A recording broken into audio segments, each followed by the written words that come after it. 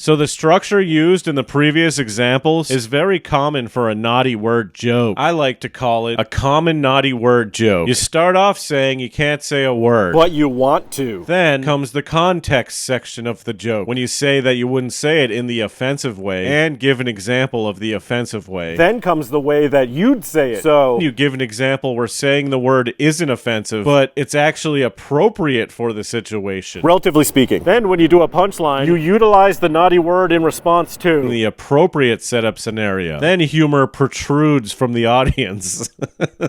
Also to note, this type of joke may not always play out in this order, but the key elements are the naughty word, the bad use, a good use, and a punchline that involves the word. Continuing, Joe responds to an article calling him homophobic and says this. But for the record, I'm not even remotely homophobic. I'm the opposite. I wish I was gay. It looks way easier. I'm about to decide if it wasn't for the sex, I could be gay. You're hanging out with only guys? Hell, then you're just hanging out with your buddies. No one can get pregnant? No more lies? Now, this isn't a word joke, but it's a hacky joke where I'm sure many viewers have heard a joke like this before. I included it in the video for funsies.